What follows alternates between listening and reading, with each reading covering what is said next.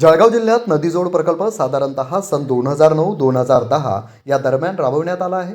त्या जवळपास 23 प्रकल्प असून या प्रकल्पामुळे जिल्ह्यातील अंदाजे हजारो हेक्टर जमीन बागायती होऊन भूजल पातळीत मोठ्या प्रमाणात वाढ झाली असती.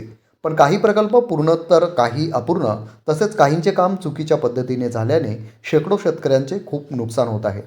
तरी जिल्ह्यातील सर्व नदीजोड प्रकल्प सुरू करण्यात यावे. पारोळा तालुक्यातील बाहुटे, कण्हेरे, तुराडखेडे, मराठखेडे, सावखेडे, भालगाव धरण असा गिरणा कालव्यातून नदीजोड फीडर कालवा आहे. सदर हा कालवा त्वरित सुरू करून भालगाव धरण भरण्यात यावे. या प्रमुख मागण्या मान्य न झाल्यास दिनांक 5 मार्च रोजी सकाळी 10 वाजता गिरणा कालव्यातून भालगाव कालव्यात पाणी सोडण्यात येणाऱ्या ठिकाणी गिरणेच्या वाहत्या पाण्यात बसून बेमुदत उपोषण करण्यात येईल.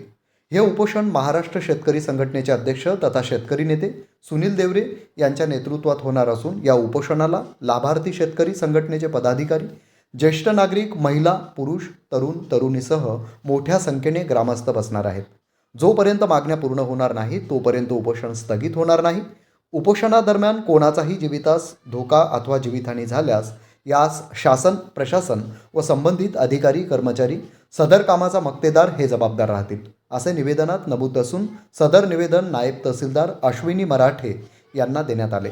या प्रसंगी संघटनेचे तालुका कार्याध्यक्ष गुलाब पाटील, कायदा सुव्यवस्था समितीचे तालुका अध्यक्ष दिलीप पाटील, जलसंधारण समितीचे तालुका अध्यक्ष S.Z. पाटील, युवा अध्यक्ष निरंजन पाटील, बहादरपूर गणप्रमुख शांताराम पाटील, महाळपूर शाखाध्यक्ष गणेश पाटील, सुखदेव पाटील, रवींद्र पाटील, आनंदराव पाटील, भीमसिंग पाटील, शुभम पाटील, सागर पाटील, बापू पाटील, सोनू पाटील, संजय पाटील, राज पाटील, तुकाराम पाटील, दिनेश पाटील व शेतकरी उपस्थित होते.